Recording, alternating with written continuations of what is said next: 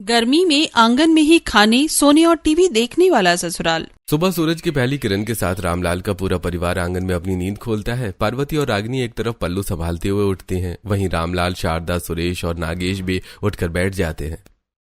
भाई कल रात आंगन में टीवी देखते देखते कब नींद आ गई पता ही नहीं चला। हाँ दादाजी, कल रात को पिक्चर तो बड़ी अच्छी थी। आप लोग उठिए, हम बिस्तर हटाकर खाना बनाना शुरू कर देते हैं। रामलाल का पूरा परिवार उठकर घर के बीच बने आंगन से बाहर निकलता है। पार्वती और रागिनी आंगन की साफ सफाई करके नहाकर तैयार होती हैं। मिट्टी के चूल्हे पर खाना बनाना शुरू करती हैं। हम दोनों अपने खेत जा रहे हैं। जी खाना बन गया है, 2 कौर खाकर फिर जाइए। नहीं, हम पहले अपने खेत में काम कर लें, उसके बाद खाएंगे। बापूजी, माँ जी आप नाश्ता कर लीजिए। हाँ, बहुत जोर की भूख लगी है। मैं आंगन में टीवी लगाता हूँ, तब तक तुम खाना परोसो।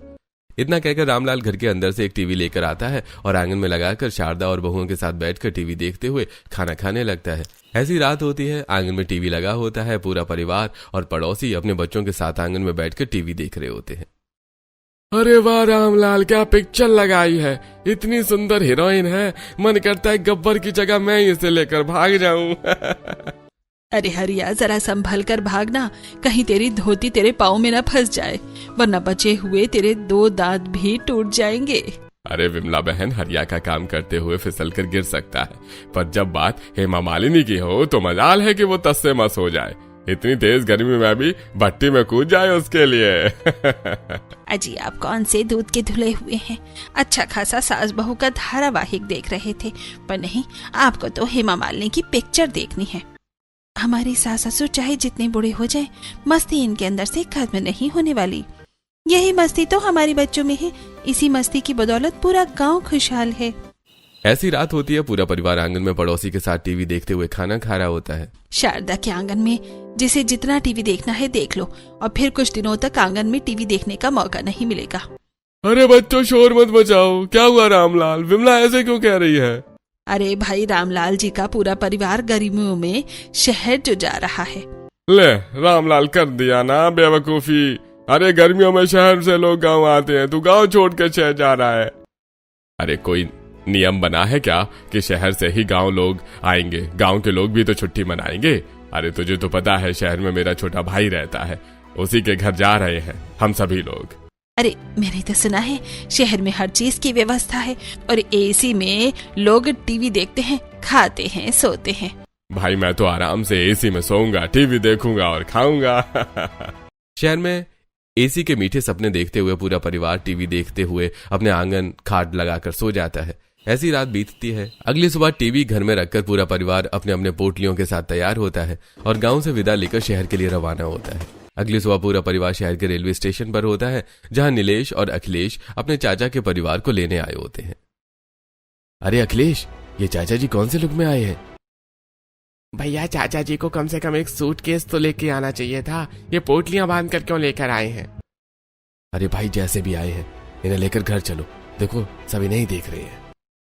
अरे देख रही हो शारदा, शहर के लोग मुझे कैसे देख रहे हैं। आज भी मेरे जैसा गबरू जवान इस शहर में कोई नहीं है। चाचा, गबरू जवान तो हैं, पर यह पोटलियों वाला सिलसिला नहीं करना चाहिए था। ये किस जमाने के लोग आए हैं पोटलियां बांधकर, अब न जाने शहर का क्या हाल होगा।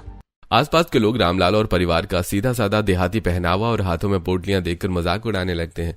नीलेश और अखिलेश जल्दी से पूरे परिवार को 2 गाड़ियों में बिठाकर अपनी हाई लिविंग स्टैंडर्ड सोसाइटी की ओर ले जाते हैं। ऊंची ऊंची इमारतों और सुंदर सड़कों के बीच बने अपने सुंदर घर के सामने गाड़ियां रुकती हैं। हेमंत का पूरा परिवार दरवाजे पर स्वागत के लिए खड़ा होता है। दीदी, ये लोग कौन है और हमारे घर क्यों आए हैं? अरे मेरे छोटे भाई हेमंत, कैसा है तू? बड़े भैया मैं ठीक हूँ, आप बताइए, आने में कोई दिक्कत तो नहीं हुई? ये हमारे चाचा ससुर का परिवार है, इनके पास कोई सूटकेस नहीं था क्या, पोटलियां बांध कर लेकर आए हैं। अब लगे कि मेरी क्लास जेठानी जी की नजर बहुओं के कपड़ों पर पड़ गई है। देवरानी जी, शहर आकर अपनी बहुओं को हमारी सभ्यता सिखाना भूल गई हो क्या? ये कैसे ऊटपटांग कपड़े पहने हैं, समझ नहीं है क्या? ताऊ ससुर आ रहे हैं, कुछ ढंग के कपड़े पहन लेते। जेठानी जी, मैं बहू को कहूंगी कि ढंग के कपड़े पहनने के लिए। हमारे कपड़ों में क्या खराबी है, जरा खुद के कपड़े देखिए, धोती कुर्ता पहन कर आए हैं। जेठानी जी, बाकी बातें हम घर में बैठकर करेंगे, बाहर बहुत गर्मी है, तेज धूप है, आइए अंदर चलते हैं। देवरानी जी, लगता है आप भी शहर आकर गाँव की परंपरा भूल गई हैं। ये कौन तरीका होता है बाहर आकर लोगों का स्वागत करने का? बहुओं, जाओ आरती की थाली लेकर आओ और अपने ससुर और सभी की आरती और नजर उतारो। क्या आरती उतारो, नजर उतारो? ये नजर वजर क्या होती है और आरती क्यों उतारनी है? बहुत कुछ बातें माननी पड़ती हैं। अश्विनी जैसा कह रही है वैसा करो और अपना सिर भी ढको। नीलिमा और गरिमा एक तौलिए से अपना सिर ढकती हैं और सबकी आरती और नजर उतारती हैं। दूर खड़ी पड़ोसन ये सब देखकर मुस्कुरा रही होती है। ये पड़ी हमारी पड़ोसन की नजर, अब न जाने कितनी बेइज्जती होगी। रामलाल अपने पूरे परिवार के साथ एसी लगे सुंदर इंटीरियर वाले घर में आता है। सुंदर सोफे, डाइनिंग टेबल और तरह तरह की तस्वीरों से हॉल सजा होता है। सामने बड़ा सुंदर टीवी रखा होता है। दादाजी देखिए, यहाँ टीवी लगा है और ये घर कितना ठंडा है। बच्चों, हम सभी यहीं बैठकर टीवी देखेंगे, अब बड़ा मजा आएगा। एसी और टीवी देखकर बच्चे बहुत खुश होते हैं। बच्चे सोफे पर चढ़कर कूदने लगते हैं। माँ, कितना मजा आ रहा है, ये सोफा कितना मुलायम है, बहुत मजा आ रहा है। हाँ हाँ माँ, ये बहुत अच्छा है, तुम भी आओ, हम सब साथ में कूदेंगे। कैसे बच्चे हैं, कोई मैनर्स ही नहीं है। हमारे इतने महंगे सोफे को गंदे पाँव से खराब कर रहे हैं। बच्चों, ये क्या कर रही हो, सोफा खराब हो जाएगा, आओ नीचे उतरो। जी, महेश और रंजीत, तुम लोग थोड़ा आराम कर लो, सफर से थक गए होगे। भाई हम तो यहीं सो जाएंगे, यहाँ कितनी ठंडक है और टीवी भी लगा हुआ है। अरे नहीं, यहाँ नहीं सोना है, आप लोगों के लिए कमरे हैं, आप कमरे में जाकर सोइए, ये तो हॉल है। हाँ चाचा जी, चलिए कमरे में चलकर आराम करते हैं। नीलिमा और गरिमा गांव के पूरे परिवार को अलग अलग कमरों में पहुंचा देती हैं, जहां एसी और मुलायम बिस्तर देखकर बच्चे बिस्तरों पर चढ़कर कूदने लगते हैं। बच्चों, इस तरह बिस्तर पर मत कूदो, देखो आंटी गुस्सा कर रही थी, बिस्तर खराब हो जाएगा। माँ, कोई बिस्तर खराब नहीं हो रहा है, हमें तो बड़ा मजा आ रहा है। दादा, आप भी आ जाओ। हाँ, हम भी आते हैं। अरे, आपको एक अकेला कमरा मिल गया तो आपका बचपना फिर जाग गया है क्या? बच्चों की तरह क्यों बिस्तर पर कूद रहे हैं? अब तो बड़े हो जाइए। अरे मैं बड़ा ही हूँ और कितना बड़ा हो जाऊँ, कौन सा तुमने मुझे गोद में उठा रखा है। हे भगवान, क्या करूँ मैं इस आदमी का। मैं जा रही हूँ नहाने, आप बंदरों की तरह कमरे में कूदते रहिए। शारदा शहर के मॉडर्न बाथरूम में नहाने जाती है, जहाँ लेटेस्ट टैप लगे होते हैं। अरे, यहाँ कोई नल क्यों नहीं है? ये पानी कहाँ से आएगा? कुछ समझ ही नहीं आ रहा, ये चालू कैसे होता है? शारदा पास लगे सभी नोजल घुमाने लगती है। शावर पाइप घुमाते ही पाइप टूटकर शारदा के हाथ में आ जाता है और जोर से पानी निकलने लगता है। बाथरूम में पानी फैल जाता है। अरे, ये यहाँ से पानी गिरने लगा, इसे बंद करो। शारदा की आवाज सुनकर अश्विनी, नीलिमा और गरिमा बाथरूम में आती हैं। अरे जेठानी जी, ये क्या, ये कैसे हो गया? मैंने कुछ नहीं किया, मैं तो नल ढूंढ रही थी, ये अपने आप ही निकलकर मेरे हाथ पे आ गया। सॉरी सासू माँ, आपने इसे तोड़ दिया है, मैं अभी नीलेश और अखिलेश को बुलाती हूँ। नीलिमा नीलेश और अखिलेश को बुलाती है। दोनों किसी तरह शावर पाइप को ठीक करते हैं। जेठानी जी, यहाँ सेंसर वाले नल लगे हैं, आप बस हाथ दिखाइए, पानी अपने आप गिरने लगेगा। अब क्या नहाना, इतना तो नहा लिया। ऐसा फालतू नल कौन लगाता है? कोई अच्छा नल लगाया होता तो ये सब नहीं होता। थोड़ी देर बाद पूरा परिवार डाइनिंग टेबल पर आकर बैठता है, जहाँ एसी चल रहा होता है। अरे बहू, सभी को खाना परोसो। हाँ, जल्दी खाना लेकर आओ, बहुत भूख लगी है। नीलिमा और गरिमा किचन में आती हैं और दाल, चावल और अचार के साथ सुंदर प्लेट सजाकर सभी को डाइनिंग टेबल पर परोसती हैं। खाना आते ही रामलाल, महेश और रंजीत अपने गांव के स्टाइल में कुर्सी पर टांग मोड़कर बैठ जाते हैं। नीलिमा दीदी, ये कौन सा तरीका है बैठकर खाने का? इतना अच्छा चेयर है और ये लोग टांग मोड़कर बैठ गए हैं। ये देहाती लोग हैं, ऐसे ही बैठकर खाएंगे, जैसे बैठते हैं बैठने दो। आप दोनों भी बैठ जाइए, साथ में खाना खा लीजिए। अरे नहीं, हम अपने ससुर के साथ खाना कैसे खा सकते हैं? आप लोग खा लीजिए, फिर हम खाएंगे। ये लोग कितने आउटडेटेड बातें करती हैं। आप लोग खाना शुरू कीजिए। रामलाल, महेश और रंजीत दाल चावल में रोटी के टुकड़े डालकर सब्जी मिलाकर हाथों से सानकर बड़े बड़े कौर खाने लगते हैं। बच्चे भी उसी तरह से खाने लगते हैं। ये किस तरह खा रहे हैं ये लोग, कितना गंदा लग रहा है। ये क्या तरीका हुआ खाने का? रामलाल के परिवार के खाने की तारीखे को देखकर नीलिमा और गरिमा अपने बच्चे सूरज और विक्रम और अश्विनी के साथ किचन में चली जाती है। बहू, तुम इस तरह मुंह बनाकर क्यों चली आई? बच्चों को लेकर उन्हें कितना बुरा लगा होगा। दादी, वो लोग कितने गंदे तरीके से खाना खा रहे थे, ऐसे कौन खाता है? मम्मी जी, हमने इतनी सुंदर प्लेट सजाई थी उनके लिए। हमारे घर में दोपहर के वक्त कोई दाल चावल रोटी सब्जी नहीं खाता, फिर भी हमने बनाया और उन्होंने क्या किया, सब चीजें मिलाकर जानवरों की तरह खाने लगे। तभी हेमंत किचन में आता है और बहुओं की बात सुन लेता है। बहू, ये क्या कह रही हो तुम? पापा जी, क्या गलत कह रहे हैं हम? ये लोग जानवरों की तरह क्यों खा रहे हैं? अच्छे से बैठकर भी तो खा सकते हैं। बहू, नाराज मत हो, भैया के खाने का यही तरीका है। वो लोग बड़े बड़े निवाले खाते हैं और सारा खाना एक साथ ही खाते हैं, इसलिए ऐसे खा रहे हैं। हेमंत बहुओं को समझाता है। बहुओं का गुस्सा थोड़ा ठंडा होता है। ऐसी दोपहर बीतती है। शाम के वक्त रामलाल हेमंत से हॉल की टीवी चलवाकर पूरे परिवार के साथ सोफे पर बैठ जाता है। पापा मम्मी, कितनी अच्छी पिक्चर है। यहाँ कितनी ठंडी हवा चल रही है, मजा आ रहा है। अरे मजा तो आ रहा है, पर गर्मा गर्म पकौड़े होते चाय के साथ तो और मजा आता। अच्छा, तो गर्मा गर्म पकौड़े बन ही जाते हैं? बहू, जरा सभी के लिए पकौड़े और चाय बना दो। हेमंत के कहने पर नीलिमा और गरिमा रसोई में आकर सभी के लिए चाय और पकौड़े बनाने लगती हैं। कैसे मेहमान आ गए हमारी गर्मियों की छुट्टी में। जब से आए हैं तब से परेशान कर रखा है। पहले इनके बच्चे सोफा गंदे करने लगे, फिर सासू माँ ने हमारा महंगा टेप तोड़ दिया, फिर जानवरों की तरह खाना खा रहे थे। अब न जाने चाय पकौड़े कैसे खाएंगे। ये लोग इतने कवाल लग रहे हैं, कहीं चाय में पकौड़े डुबोकर न खाने लगे। नीलिमा और गरिमा चाय पकौड़े बनाकर हॉल में टीवी देख रहे गांव के परिवार को देती हैं। बच्चे सोफे पर बैठकर बिस्किट खाते हुए टुकड़े गिराने लगते हैं। वहीं रामलाल का परिवार मुंह में पकौड़े भरकर बातें करने लगता है। अरे भाई वाह, क्या पिक्चर है, मजा आ गया। अरे हाँ, ये मेरा फेवरेट है।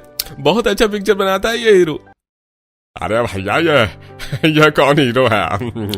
अरे हीरो तो हमारे जमाने में हुआ करते थे, अमिताभ बच्चन लंबी लंबी छलांगे मारा करता था। छी, ये लोग किस तरह से बातें कर रहे हैं?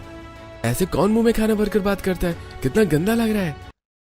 अरे गरिमा, विक्रम और सूरज को यहाँ से लेकर जाओ। न जाने क्या सीखेंगे इन लोगों से, कहीं ये भी खाते वक्त ऐसे ही बात न करने लगे। मम्मी जी, क्या इन्होंने पहली बार टीवी देखा है? ऐसे टीवी कौन देखता है? आजकल इतने पुराने पिक्चर कौन देखता है? कितने आउटडेटेड लोग हैं ये।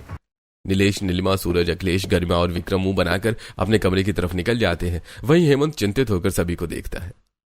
अरे अभी तो बड़े भैया का परिवार आया है, अब न जाने आगे क्या क्या होगा। ऐसी रात होती है। रामलाल अपने बेटे और पोतों के साथ हॉल में एसी के सामने बैठा टीवी देख रहा होता है। अरे बड़े भैया, शारदा भाभी, आप लोग डाइनिंग टेबल पर बैठिए, मैं बहुओं से खाना परोसने के लिए कहता हूँ, रात हो गई है। अरे हेमंत, मैं यहाँ बैठकर खाना नहीं खाऊंगा, मुझे टीवी देखते हुए एसी में खाना खाना है। मैं टीवी के सामने बैठकर ही खाऊंगा। हे भगवान, डाइनिंग टेबल पर इन्होंने कितना गंदा तरीके से खाया था। अब ये लोग सोफे पर एसी में टीवी देखते हुए खाना खाएंगे, न जाने कितनी गंदगी फैलाएंगे। नीलिमा और गरिमा अश्विनी को इशारा करके किचन में लेकर आती हैं। बहू, मुझे पता है तुम मुझे क्या कहने के लिए लेकर आई हो। मामी जी, चाहे कुछ भी हो जाए, उन्हें एसी में खाना खाना है तो डाइनिंग टेबल पर बैठकर खाए ना, पर टीवी देखते हुए सोफे पर बैठकर खाना नहीं खाने देंगे हम। पूरा सोफा गंदा कर देंगे ये। मम्मी जी, आपने देखा था ना, शाम को जब वो पकौड़े खा रहे थे तब उन्होंने सोफे का क्या हाल किया था। हमें वैक्यूम क्लीनर से सोफा साफ करना पड़ा। अगर इन्होंने खाना खाया तो हमें सोफा फेंकना पड़ेगा। हेमंत किचन के बाहर खड़ा होकर सारी बातें सुनता है और फिर किचन में आता है। पापा जी, आपने सुना है ना, आपके बड़े भाई ने क्या कहा? वो सोफे पर बैठकर खाना खाना चाहते हैं। हम अभी जाकर उन्हें मना कर देते हैं। अरे नहीं नहीं बबुआ, ऐसा मत करना। वो मेरे बड़े भैया का परिवार है, पहली बार गांव से शहर आया है। उन्हें जैसा कहना है वैसा रहने दो, करने दो। बस कुछ दिनों की बात है, थोड़ा समझो। हेमंत के कहने पर अश्विनी, नीलिमा और गरिमा रामलाल के परिवार को सोफे पर खाना परोसने के लिए मान जाती हैं। वहीं पार्वती और रागिनी किचन में आती हैं। आप लोग किचन में क्यों आई हैं? हम आपकी मदद करने आए हैं। नहीं नहीं, हमें आपकी कोई मदद की जरूरत नहीं है, हम खुद कर लेंगे। अरे ऐसा क्यों कह रही हैं? हमें भी मदद करने दीजिए, जब से आए हैं तब से बैठे ही तो हैं। अच्छा, यहाँ इतनी सारी चीजें हैं, इनका इस्तेमाल क्या है? ये मिक्सर है मसाला पीसने के लिए, ओवन है खाना गर्म करने के लिए, और ये बाकी छोटे कामों के लिए है। आपको जब ये सब नहीं पता तो हमारी मदद कैसे करेंगे? हमें जो काम आता है हम वो कर देंगे। अगर कुछ पूछना होगा तो आपसे पूछ लेंगे। पार्वती और रागिनी जबरदस्ती नीलिमा और गरिमा के कामों में हाथ बटाने लगती हैं। पूरा खाना तैयार होता है और नीलिमा, गरिमा, पार्वती और रागिनी सोफे पर सबको खाना परोसती है। महेश और रंजीत सोफे पर बैठ जाते हैं और बच्चे जमीन पर बैठकर सारा खाना एक साथ मिलाकर दोपहर की तरह खाने लगते हैं। मुझे यही उम्मीद थी कि ये लोग अपनी आदत नहीं बदलेंगे। भैया थोड़ा आराम से खाइए, क्या हड़बड़ी है, छोटे छोटे कौर खाइए। अरे छोटे छोटे कौर कौन खाए? जब मुंह में इतना आता है तो इतना ही खाऊंगा, तुम भी खाओ। यह क्या लड़कियों की तरह छोटे छोटे कौर खा रहे हो? इतना कहकर रामलाल अपने हाथ में बड़ा निवाला बनाता है और हेमंत के मुंह में डाल देता है। वहीं पास बैठे सूरज और विक्रम के मुंह में भी बड़े निवाले भर देता है। मम्मी मैं कैसे खाऊं, मेरा तो मुंह ही नहीं चल रहा। सूरज और विक्रम का मुंह भर जाता है और दोनों खाना चबा नहीं पाते। तभी अखिलेश आगे बढ़कर दोनों को पानी पिलाकर खाना निकलवाता है। नहीं खाना हमें आप लोगों के साथ, हम अपने कमरे में जा रहे हैं। इतना बड़ा बड़ा निवाला कौन खाता है? बच्चे नाराज होकर अपने कमरे में चले जाते हैं। कैसे छुई मुई बच्चे हैं, इतने में ही परेशान हो गए। हमारे सुरेश और नागेश देखो कितने मजबूत हैं। भाई मेरा पेट भर गया, मुझे नींद आ रही है, मेरा बिस्तर लगा दो, मैं यहीं सो जाऊंगा। अरे यानी सोना है, तुम लोग अपने कमरे में जाकर सो, वहां भी एसी लगा है। अरे वहां टीवी नहीं लगा है ना। भैया हॉल में नहीं सोते, आप कमरे में जाइए, वहां एसी है, बहुत ठंडक मिलेगी। रामलाल का पूरा परिवार अपने अपने कमरों में जाकर एसी चलाकर सो जाता है। कुछ देर में सभी करवटें बदलने लगते हैं। ऐसे कुछ दिन बीतते हैं। एक दोपहर रामलाल अपने कमरे में एसी चलाकर सो रहा होता है और अचानक उठकर खिड़की के पास आ जाता है। अरे भाई मुझे नींद नहीं आ रही है। गांव में खाना खाने के बाद कितनी अच्छी नींद आती थी, यहाँ तो घुटन सी हो रही है। हमें आदत नहीं है, इस एसी में नींद नहीं आ रही है, चलिए बाहर चलते हैं। रामलाल अपने कमरे से बाहर निकलता है। वहीं बाकी परिवार भी अपने अपने कमरों से निकलकर हॉल में आ जाता है। क्या पिताजी आपको भी नींद नहीं आ रही थी? हाँ मुझे भी नहीं आ रही थी। कुछ दिन तो एसी में करवटें बदलते हुए नींद आती थी, अब तो बिल्कुल भी नहीं। चलो यहीं बैठकर टीवी देखते हैं। पूरा परिवार साथ बैठकर टीवी देखने लगता है। थोड़ी देर में सबका मन भटकने लगता है। मेरा मन नहीं कर रहा यहाँ बैठने का, समझ नहीं आ रहा क्या हो रहा है। हाँ मुझे भी। सभी आपस में बातें कर रहे होते हैं। तभी रामलाल की नजर बाहर लॉन में एक पेड़ के पास पड़ती है। रामलाल अपने गांव के दिनों को याद करते हुए आंगन के बीचों बीच अपने पड़ोसियों के साथ खड़ा होता है। वहीं महेश और रंजीत आंगन में टीवी लगा रहे होते हैं। अरे रंजीत बेटा जल्दी जल्दी हाथ चलाओ, तुम लोग जल्दी से आंगन में टीवी लगाओ। अरे रामलाल ये तो बड़ा बढ़िया सोचा, आंगन में ठंडी ठंडी हवा के बीच में टीवी देखने में बड़ा मजा आएगा गर्मियों में। अरे भाई आंगन में टीवी देखते हुए खाने और सोने का मजा ही कुछ और है, इसीलिए मैं अपने आंगन में टीवी लगवा रहा हूँ। पापा टीवी चालू हो गया। टीवी चालू होते ही रामलाल अपने दोस्त और बेटों के साथ एक तरफ बैठ जाता है। वहीं बहुएं शारदा के साथ एक तरफ बैठ जाती हैं और बच्चे चारों तरफ उछल कूद करने लगते हैं। अरे भाई असली मजा तो आंगन में टीवी देखने में है। अब मुझे समझ में आया हमें एसी में टीवी देखने, खाने और सोने का मजा क्यों नहीं आ रहा है। हम तो आंगन में ही टीवी देखेंगे, खाएंगे और सोएंगे। पापा जी यहाँ आंगन कहाँ है, ये तो शहर का घर है। अरे बहू वो सामने देखो, वो रहा आंगन। सुरेश बेटा जाओ अपने दादाजी को बुला कर लाओ। सुरेश दौड़ते हुए हेमंत के कमरे में आता है। क्या हुआ मेरे बच्चे? दादाजी जल्दी नीचे चलिए, आपको बुला रहे हैं। हेमंत हर्षवाणी के साथ हॉल में आता है। क्या हुआ बड़े भैया, आपने मुझे बुलाया? अरे मुझे आंगन में टीवी देखना है, तू बाहर टीवी लगवा। हेमंत नीलेश और अखिलेश को बुलाता है। अरे नीलेश और अखिलेश, हॉल का टीवी वहां पेड़ के पास लगा दो। हॉल का टीवी पेड़ के पास लगा दो, पर क्यों? अरे तुम लगा दो, तुम्हारे चाचा जी को वहीं टीवी देखना है। ठीक है हम लगा देते हैं। नीलेश और अखिलेश हॉल का टीवी निकालकर घर के बाहर तेज धूप में पेड़ के पास लगा देते हैं। रामलाल का पूरा परिवार बाहर धूप में बैठ जाता है। दादाजी यहाँ तो बहुत तेज धूप है, टीवी में कुछ दिखाई नहीं दे रहा और कितनी गर्मी भी है। हाँ बेटा धूप तो बहुत तेज है। शारदा जा मेरी पोटली से 2 धोती लेकर आ। रामलाल शारदा से 2 धोती मंगवाता है और एक डंडे के सहारे घर के लॉन में तंबू बनाकर पूरा परिवार अंदर बैठकर टीवी देखने लगता है। पड़ोसी अपनी बालकनी से ये सब देख रहे होते हैं और नीलिमा और गरिमा भी बालकनी में आ जाती हैं। अब इन्होंने क्या ड्रामा शुरू कर दिया? अरे नीलिमा, गरिमा तुमने बताया नहीं कि तुमने टाइम मशीन की खोज कर ली है। Time machine? हमने कोई टाइम मशीन की खोज नहीं की। अगर टाइम मशीन नहीं बनाई तो ये 19वीं सदी के लोग कहाँ से ले आई हो तुम? पहले पोटली लेकर आई, फिर तुम इनकी नजर उतार रही थी और अब धोती का टेंट बनाकर तुम्हारे लॉन में टीवी देख रहे हैं। नीलिमा दीदी, हम पापा जी के कहने पर कुछ नहीं बोल रहे हैं, पर अब इन्होंने लिमिट क्रॉस कर दी है। पूरी सोसाइटी में हमारा मजाक बन रहा है।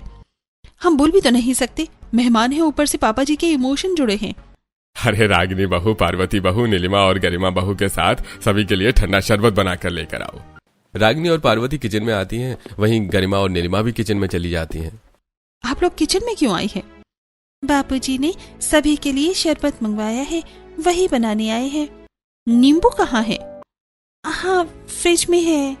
पार्वती और रागिनी सभी के लिए ठंडा शरबत बनाती हैं। वहीं गरिमा और नीलिमा शरबत लेकर बाहर टीवी देख रहे रामलाल के परिवार के पास आती हैं। यहाँ कितनी तेज धूप है, कितनी गर्मी लग रही है। हम अभी एसी से निकलते हैं, इसलिए ज्यादा गर्मी लग रही है। जल्दी घर में चलो, वरना पसीने से भर जाएंगे। नीलिमा और गरिमा जल्दी से घर में चली जाती हैं। वहीं रागिनी और पार्वती सभी के साथ बैठकर टीवी देख रही होती हैं। ऐसे ही दोपहर के खाने का वक्त होता है। रागिनी और पार्वती किचन में आकर सभी के लिए खाना बनाने लगती हैं। आप लोग खाना क्यों बना रही हैं? हम बना लेंगे।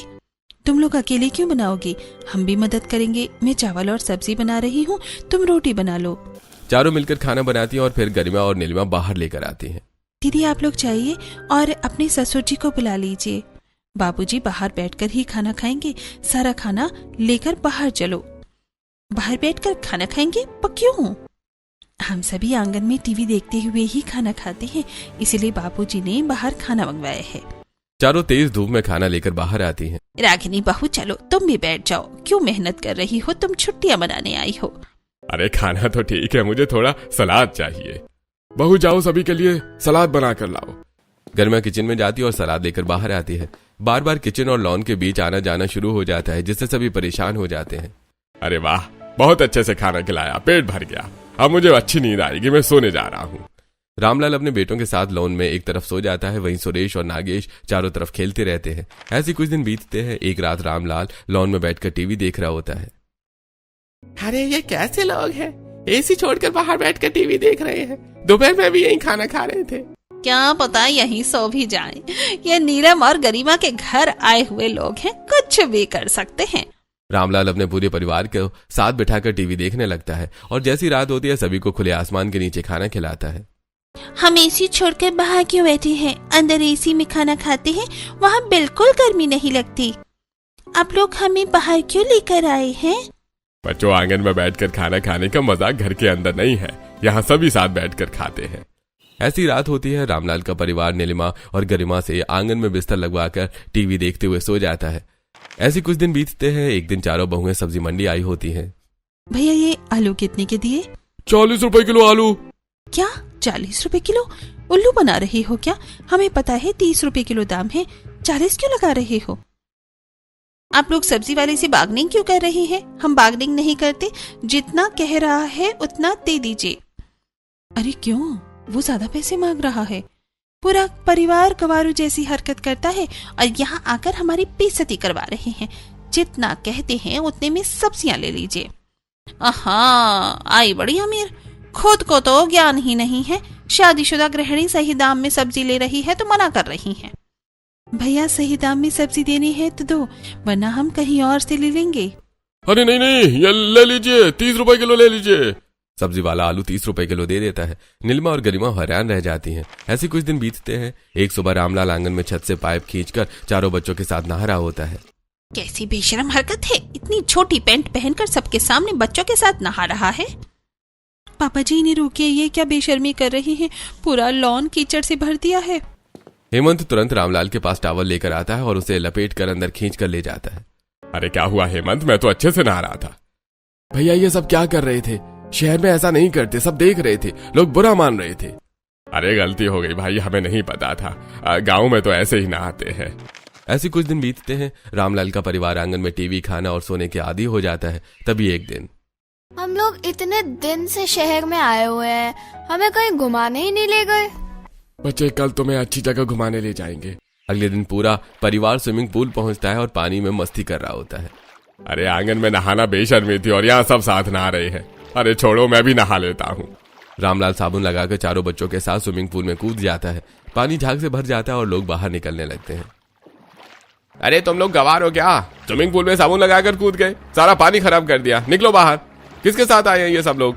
आप लोगों को बिल्कुल अकल नहीं है ना? गांव के लोगों को लेकर आ जाते हैं। रामलाल शर्मिंदा होकर परिवार के साथ घर लौट आता है।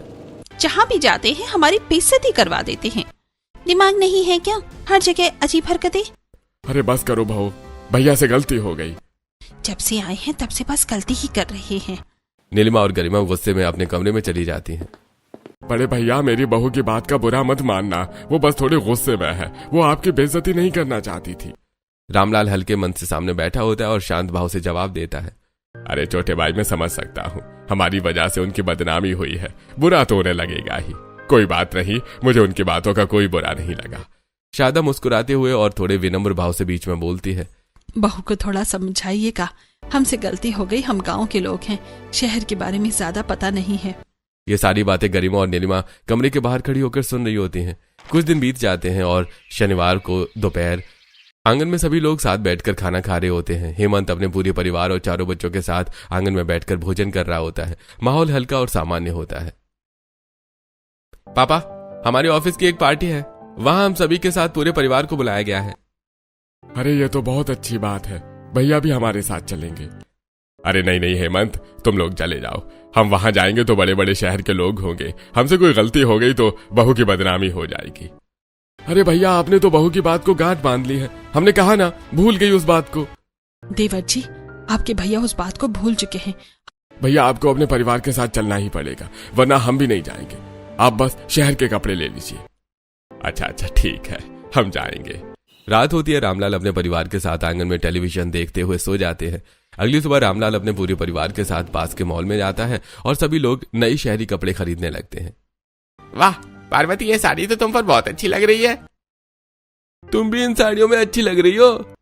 अरे भाई, मैंने तो एक बार अमिताभ बच्चन को ये कोट पहने देखा था, मैं भी ऐसा ही कोट पहनूंगा। देवरानी जी अपनी बहू बेटों के साथ पार्टी में पहुंच गई हैं। हम भी यही कपड़े पहनकर सीधे पार्टी में पहुंचते हैं। हाँ, चाचा जी ने हमें पता बता दिया है। पूरा परिवार ट्रायल रूम में जाकर कपड़े बदलने चला जाता है। वहीं दूसरी तरफ शहर के पार्टी में हेमंत का पूरा परिवार सूट बूट टाई और डिजाइनर साड़ियों में सजा हुआ पार्टी में पहुंच चुका होता है। चारों तरफ चमक धमक, नाच गाना और खाना पीना चल रहा होता है।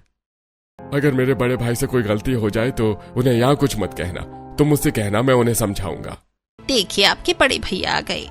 रामलाल अपने पूरे परिवार के साथ पार्टी में आता है। शारदा, पार्वती और रागिनी डिजाइनर साड़ियों में और सिर पर घूंघट लिए हुए आती हैं। महेश, सुरेश और बच्चे स्पोर्ट्स शूज पहने होते हैं। अरे भगवान, ये क्या बनकर आए हैं ये लोग? इन्होंने ये कैसी टाई बांधी और ये अजीब से शूज क्यों पहन लिए इन्होंने? अरे ये कौन नमूना आ गया हमारी पार्टी में? किसी सर्कस से भाग कर आए हैं क्या?